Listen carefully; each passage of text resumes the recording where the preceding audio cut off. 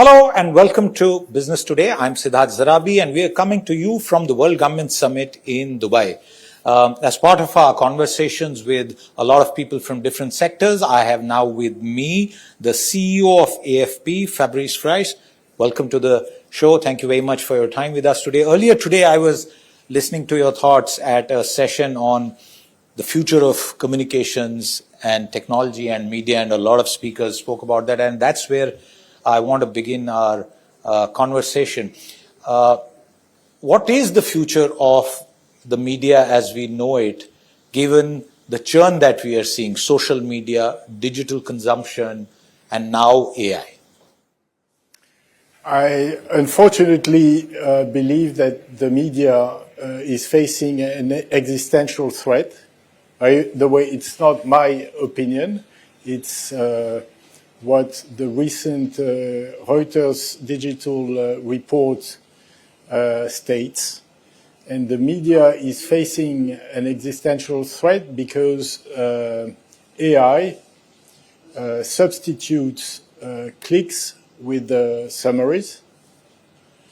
And the media has already lost a lot of advertising to the platforms, and now is losing such traffic. We need the media, our clients. So as a news agency, we can only be as healthy as our clients. That's why I am more than preoccupied. And I believe that what is essential is that AI developers compensate the media for their intellectual property, which is not the case today. So we are faced with what we can call, a stealing of industrial scale. And we need that money to be able to invest precisely in AI tools and innovate and continue to expand. Absolutely, and you spoke about stealing at an industrial scale. How confident are you that something could work out between AI platforms and content platforms like the example that you have just given us, given that even in the digital news era, this debate of various platforms and publishers paying the original content creators, even that has not been fully resolved. So can we be confident that something could happen with the AI companies? Unfortunately, here again, I'm not confident. I was more confident, let's say, 2 years ago, because we had managed to strike deals with the platforms, with Google, with Facebook, with Microsoft. They accepted the idea of paying for the content they use. We were able to strike a first deal with an AI developer, a French European-based developer called Mistral. So that looked very promising. But the landscape, the regulatory landscape, has dramatically changed. There is no incentive for these platforms and AI players to compensate intellectual property. So we've seen the platforms now scaling back their investment when it comes to the compensation of IP, and AI players who 2 years ago had signed several deals with the Financial Times, with Springer, with many publishers in Europe and elsewhere. Now the momentum seems to have disappeared. We have, for the time being, as AFP, we have no current discussion with any of these big platforms, not because we are not active, but because we have no one in front of us willing to start negotiating. I believe this is dramatic. It is painful, and it will be painful also for the platforms and the AI developers, because they need good content, verified information, quality information. Today, AI developers generate synthetic content which is shitty content, let's call it that way. And I'm afraid they will end up being eaten up by this slop content because they are fed with content. But if the majority of of what they are fed of is synthetic content, the quality of their answers will deteriorate, and this will have a knock-on effect on users. So it's in the interest of everybody of having a fair level playing field, and to have players who compensate intellectual property. It's as simple as that. You make some very, very strong points, and because fake news is something that has bothered governments across the world. It represents a danger to society at large. Some companies invest on that, governments are bothered. So is it also time, therefore, for governments and regulators to wake up across the world and say that not just in the interest of the companies who publish original content, but in the wider interest of society, something needs to be done? Yes, but I believe that the ones that should be doing something are first and foremost the platforms themselves, because they profit of this disinformation. They make business out of it. And there is a principle in the industry which is the polluter pays. So it's very simple. The platform should pay for the fight against disinformation.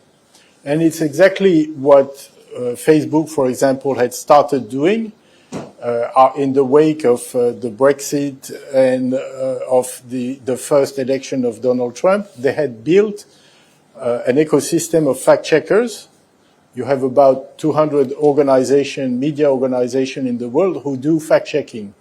Since the beginning of last year, for purely political reasons, they stopped these programs, and they have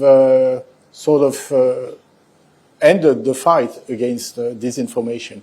So now we see governments, institutions trying to step in with taxpayers' money, which I find paradoxical, because the platforms should be paying for this program, not the other way around.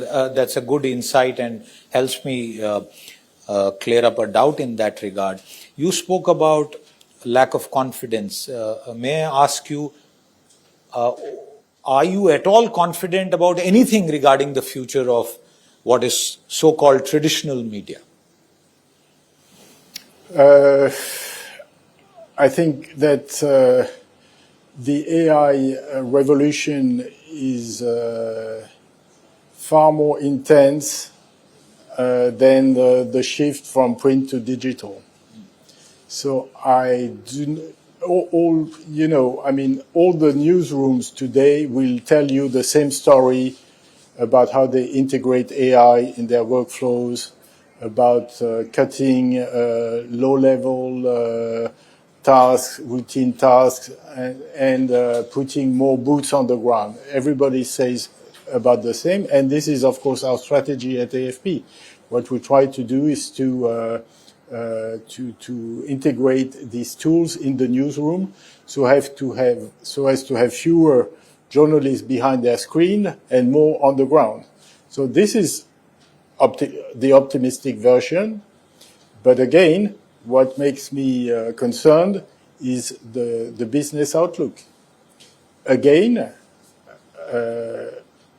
and I realize I'm very pessimistic, but I see no future if intellectual property is not recognized and remunerated, because journalism has a cost, and quality verified information has a cost. And we can imagine a future where, quality information is just a luxury good for very privileged people who can afford subscribing to a very niche media. And most of the population gets informed on free tools. Or misinformed, actually. And misinformed. Absolutely. And While you say that you are pessimistic, I think what you are really doing is sounding the warning bells, just like so many other media executives and journalists all over the world. I've been a working journalist all my life. I completely understand your point about intellectual property and that being respected. Sorry, I must say I was participating in a roundtable this morning on this very issue. I was the only one who was so pessimistic, so I'm not representative, and it's always good to feel optimistic and see some light, show some light. I must say, that's our role. I'm concerned. We have to speak the truth all the time. Let's turn our focus to India as a news market. I get to go to different conferences and also have conversations with a lot of people from all over the world. One of the things that most people talk about is the vibrant nature of the Indian market, multi-language, multi-platform, different kinds of media surviving. Our group is the largest group and it spans the entire spectrum of media products and genres. How do you see the Indian news market? And if you could also talk a bit about what work you are doing there. So we have an office in Delhi with about 30 journalists, text, photo, video, from all, mostly locals, of course. And we see, as you said, India is a very vibrant market. So it's clearly a place where we are going to continue to invest. I'm not a great specialist of the Indian media market, but I know that from, for example, discussions with the CEO of PTI, your news agency, that, for example, when it comes to AI, he's probably more advanced than we are, and we have a lot to learn from PTI. Absolutely, and since you say that you have a lot to learn, I just want a core sort of ethical principle, if you could share with us, that where does a newsroom and a media organization draw a line on utilizing AI, not in the business side of things, but on the content side? We drew a line which is very simple. We do not produce nor distribute AI-generated content. Not all news agencies have this kind of line. Several produce content with AI. What I mean by that is, of course, we use AI. A journalist is encouraged to use AI tools to prepare, to organize, to research, and to check afterwards. But the output must always be made by a human. This is also true for images, and this is also true, by the way, for fact-checking. Today you have tools, AI tools, that help you fact-check a video or photo. Our rule is that you must always have a human that has the final say and says, this is right, this is false, or this is what we know about an image. So this rule is, this is our red line. This might change in the course of time. The reason we have this rule is very simple. It's because, as we all know, AI is prone to hallucinations. Our credibility, our accuracy is our greatest currency, and we can't play with that. So we prefer to be a bit slower in the adoption of AI, but to capitalize on our strongest asset, which is accuracy and reliability. Absolutely, and in a world of AI slop, our viewers, sometimes you may not even get to know whether this is real content produced by a hardworking journalist or is it just slop that has been fed to you. Fabrice, thank you very much for your time and for giving us that perspective on a subject that should not just bother journalists, but should bother every single consumer of news and information across the world. Thank you very much for your time with us today. With that, it's a wrap. We'll be back with more. Until then, goodbye.